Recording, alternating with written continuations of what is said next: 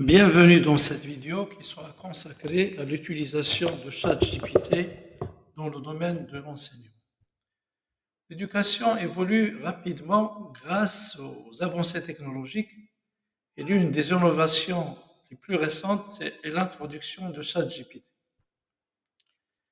Ce système d'intelligence artificielle créé par l'OpenAI lancé sur le marché fin novembre 2022, a suscité à la fois l'enthousiasme et les interrogations quant à son intégration dans le domaine de l'enseignement. Il a été intégré efficacement dans le domaine de la médecine, du marketing, dans le design, etc. Mais quelles sont les limites de l'utilisation de ChatGPT dans le domaine de l'enseignement? Dans cette vidéo, on va vous proposer 5 scénarios, 5 stratégies à adopter pour une meilleure utilisation de ChatGPT et son optimisation dans le domaine éducatif. La première stratégie, c'est l'intégration de ChatGPT dans l'enseignement traditionnel. Donc, on peut envisager des cours ou des séquences de cours en direct avec la participation des étudiants pour créer une expérience d'apprentissage équilibrée. Les étudiants peuvent interroger ChatGPT pour chercher les réponses à leurs questions. Le professeur, l'enseignant doit jouer le rôle d'assistant, de facilitateur et de coordinateur. Il peut profiter de toutes les questions des étudiants pour enlever toutes les ambiguïtés sur les concepts enseignés.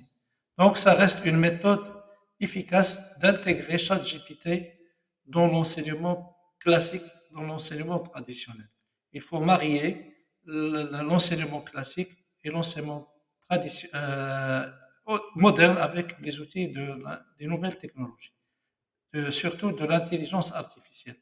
Donc, ça peut créer une nouvelle dynamique et booster l'apprentissage chez les apprenants. Alors, la deuxième stratégie à suivre, c'est la validation croisée des informations. Quand ChatGPT répond à une question, il faut voir sa validité. Donc, encourager les étudiants à valider les informations fournies par ChatGPT en utilisant des sources fiables telles que les livres de renommée, les manuels de référence, les articles de recherche, les plateformes sur le web qui sont réputées et confronter les résultats émis par ChatGPT et les ouvrages classiques. Donc, ça permettra de renforcer et que les étudiants avoir beaucoup de précision sur les réponses formées, donc des réponses fournies. Donc, c'est une étape très importante. Cette stratégie de validation croisée de l'information est très importante dans le processus d'apprentissage. La troisième stratégie, c'est la contextualisation des réponses. Lorsque ChatGPT fournit des réponses, il faut prendre le temps de contextualiser ces réponses. Est-ce qu'ils sont conformes à l'intention de la question que vous avez posée ou non? Est-ce que ChatGPT n'a pas dérapé? Il faut rester toujours dans la ligne directrice des objectifs de cours. Parfois, ChatGPT peut vous balancer des réponses qui n'ont rien à voir avec la ligne directrice de votre cours. Donc, il faut toujours vérifier ce concept de contextualisation. D'ailleurs, la contextualisation est une étroite relation avec la formulation de prompt. Lorsque vous formulez votre prompt, c'est-à-dire la question que vous posez à ChatGPT, il faut tenir le contexte de la question. Donc, vérifiez l'input et l'output il faut vérifier l'input et l'output des intentions de la question que vous avez posée. Donc, jamais ne négligez ce point-là, il est très important. Donc, il faut toujours veiller qu'il y ait une cohérence entre la question posée et les réponses émises par ChatGPT. Alors, la combinaison des stratégies précédentes, l'intégration dans le système traditionnel d'apprentissage, la vérification de l'information fournie par ChatGPT, la validation croisée, c'est-à-dire le recours à des ouvrages de renommée. Et le troisième point, c'est la contextualisation permet de renforcer le développement de l'esprit critique chez les étudiants.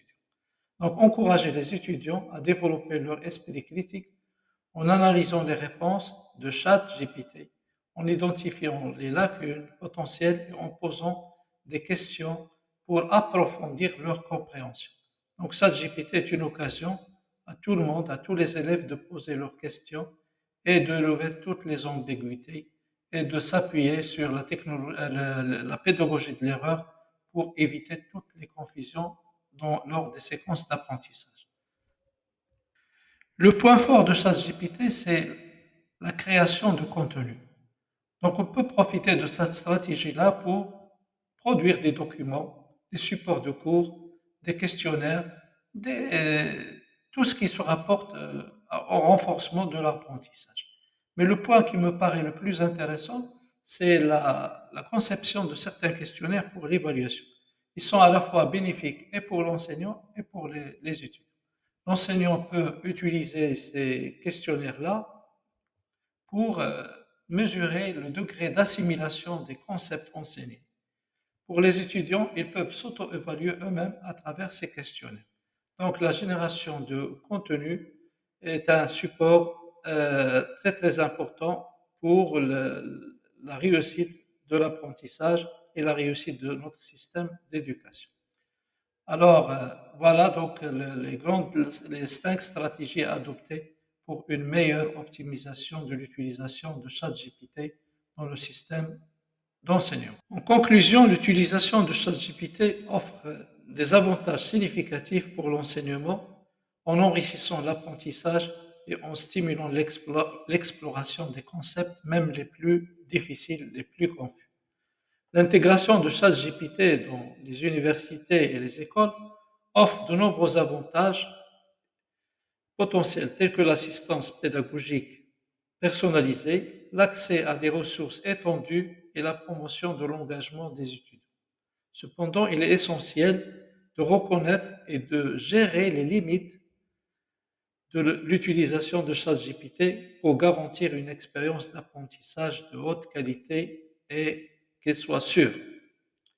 C'est-à-dire, il est important de prendre en compte les inconvénients tels que la fiabilité des réponses émises par ChatGPT.